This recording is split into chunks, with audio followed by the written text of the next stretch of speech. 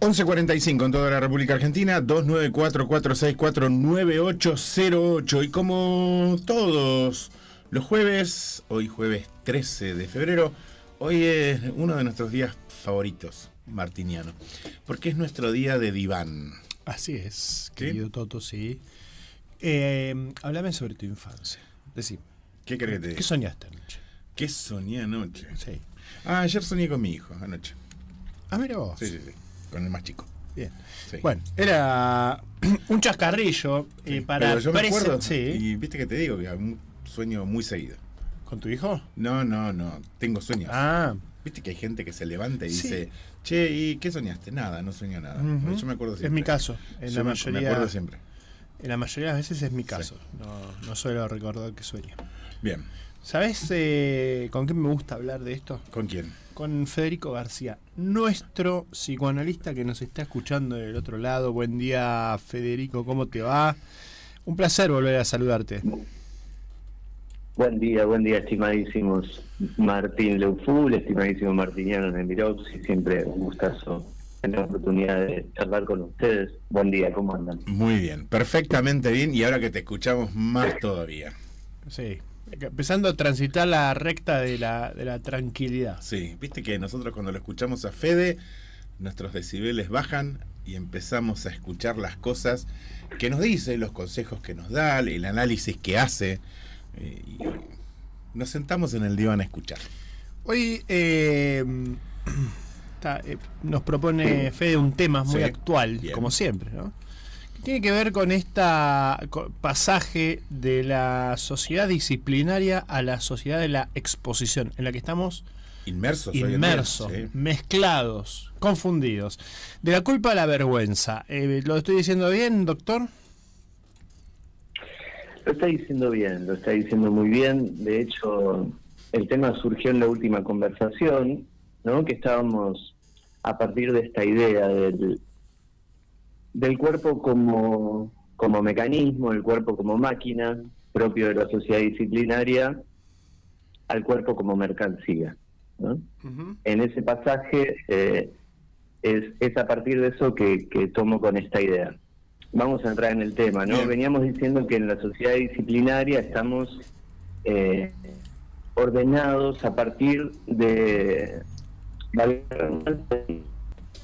disciplina está encarnada en distintas instancias, ¿no? Puede ser representado en una institución, puede ser la instancia de un jefe, la instancia de un docente, la instancia de la legalidad, ¿no? Etcétera. Pero en definitiva lo importante a notar, gracias, bueno, la disciplina, lo interesante de la disciplina es que el sujeto introyecta la disciplina, ¿no?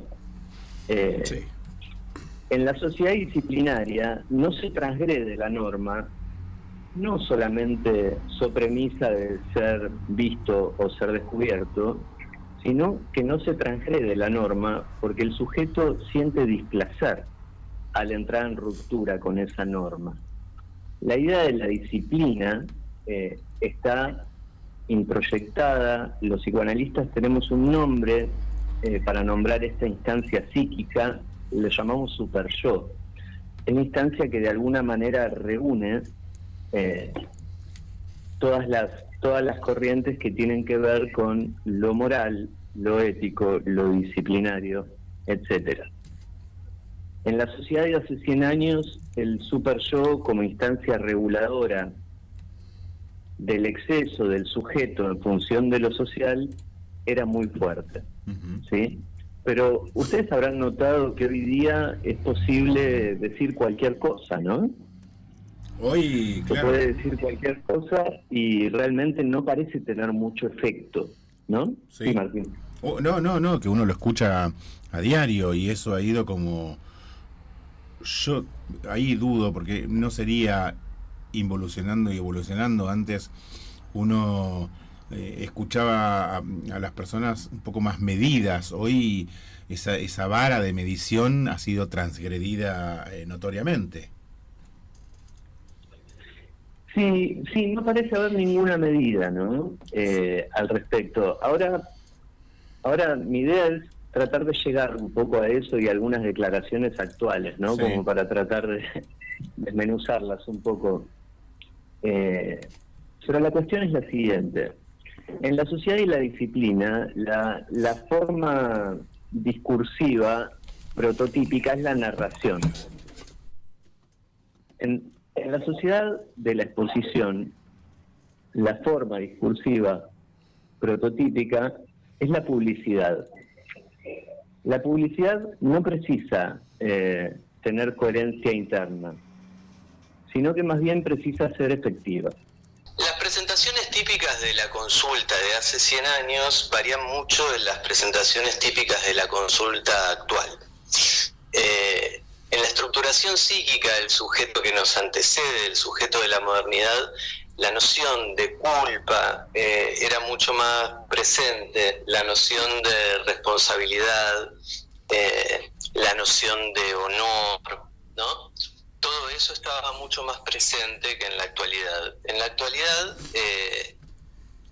la mirada se transforma como en elemento central que ocupa el lugar de estas narrativas y de estas premisas ético-morales, ¿no? La mirada separa y divide aguas en un punto simple, que es lo lindo y lo feo, ¿no? Claro. Entonces, lo que era típicamente llamado culpa, que era como estar caído de esos preceptos morales y éticos o estar en ruptura con eso, hoy se transforma en vergüenza, que es más bien estar caído de esta mirada y estar caído de los lugares lindos que la mirada sugiere. ¿Por qué? Sí, Sí. Un poco... Sí. No. Termina el concepto, por favor. No, un poco este pasaje, Martín, quería dejar en claro. De la voz a la mirada, de la culpa a la vergüenza, del super yo al ideal del yo. Claro. Hoy en día, digamos, lo importante no es tanto la coherencia interna que tiene lo que decimos, o inclusive la coherencia moral de nuestras acciones, sino que más bien lo que prima en esa organización es lo lindas que puedan ser las acciones y también es cómo las va a valorar el otro, ¿no? Ese pasaje. Sí, te escucho. No, te quería preguntar a qué se debe y a qué ha sido, o por qué ha evolucionado o qué ha hecho, yo no sé si llamarlo evolución, tengo una duda tan grande, ese pasaje de la culpa de antes a la vergüenza de ahora. Ajá, sí, un pasaje me gusta más que una evolución a mí. Sí, porque es un pasaje, ¿no? Claro.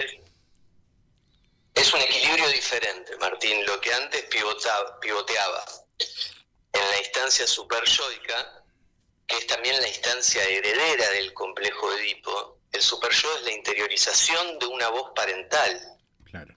Es la alienación a una voz parental. Sí. Bueno, hoy estamos, cuando hablamos del declive del nombre del padre, cuando hablamos de eso, de lo que estamos hablando justamente es de lo débil y lo lábil que es esa voz que se interioriza hoy día, ¿no? Es una voz poco efectiva. Entonces, lo que cobra efectividad, cuando esa voz se vuelve poco efectiva, es otra instancia reguladora, que es la instancia de la mirada, ¿no? Claro. También esto, otrora en la sociedad existía un orden común. La escritura, la publicación y tal permitió construir espacios comunes entre las personas donde había una coherencia discursiva respecto de la cual se podía disentir con el otro, podíamos estar en las antípodas, pero a partir de existir como un campo de lo común. Hoy en día ese campo de lo común ha sido arrasado. Todo es fragmentado o fragmentario, ¿no? Entonces, todo lo que son preceptos éticos, morales, normativos, institucionales, están amenazados porque lo que no hay es un sostenimiento mutuo. Yo decía, propio del tiempo anterior que estoy describiendo, la forma típica es la novela. Propio del tiempo actual, la forma típica es la publicidad. Claro. Es lo efectivo que no necesariamente tiene que ser coherente. Debe ser, claro, no tiene muchas veces, no necesita coherencia, lo que sí necesita la publicidad actual es efectividad. Si es efectivo, no necesariamente tiene que ser coherente. Mira, me voy a meter un momento con un tema que me excede, ¿no? Pero que pues, me llamó mucho la atención en estos días, que fue cuando el presidente se refirió a los homosexuales como pedófilos, ¿no? Sí. Y además cómo estructuró esa frase me resultó sumamente interesante. Es una lógica bastante ilógica, que es decir, bueno, como hubo en una pareja algo que pasó así, él dijo, todos los homosexuales son pedófilos, ¿no? Claro. Él utilizó como esa lógica. Yo pensaba que intentar segregar a los homosexuales no es algo propio de este tiempo, ¿no? Sucedió a lo largo de la historia, pero con otros argumentos. Probablemente en otro momento de la historia se hubiesen buscado argumentos más de tipo cientificista, ¿no? Sí. En este caso, el argumento que se usó tuvo la misma estructura que los mensajes publicitarios. El mensaje publicitario te dice, fumar está mal, pero te pone gente linda y feliz fumando. Es un mensaje subliminal, sí. ¿No? En este sentido lo mismo. Bien podría haber dicho Milei simplemente 2 palabras, pedófilos y homosexuales, juntándolas, y hubiera sido igual de efectivo, claro. ¿No? Claro.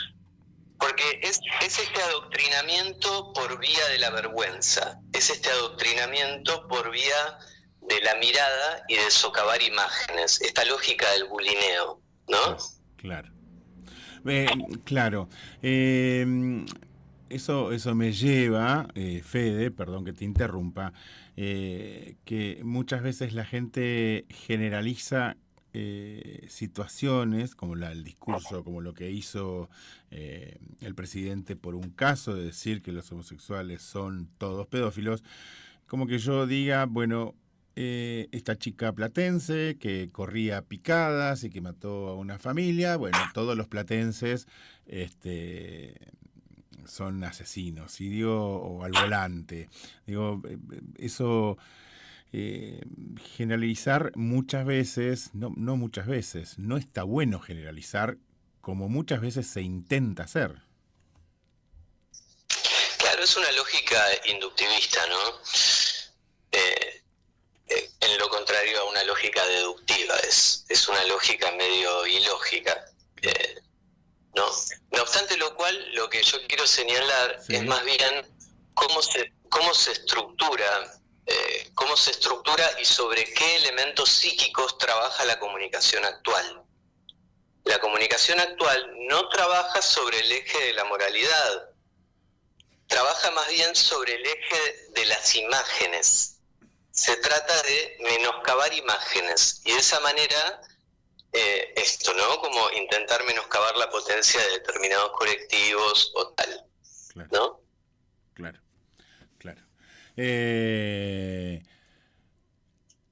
Esta diferencia, te agrego, se ve también, esta diferencia de la culpa, la vergüenza, se ve también en las presentaciones típicas que nosotros tenemos como psicoanalistas en un consultorio, ¿no? Los casos que Freud describía en 1920 eran casos donde el sujeto, al entrar en ruptura con esta instancia superyoica, generaba alguna clase de padecimientos, pero en aquellas consultas se escuchaba mucho más la voz deseante de los sujetos, ¿no? Es decir, el sujeto obedece a la norma en aquel punto, pero no encarna la norma. Claro. El sujeto actual es un sujeto que, como veníamos diciendo, está siendo mirado todo el tiempo, porque él mismo se ha transformado en esa mirada que lo mira, ¿no? Entonces, lo que nos encontramos en la consulta clínica, psicoanalítica, son más bien el sujeto como en un lugar deficitario, ¿no? Como por ejemplo las presentaciones de la depresión,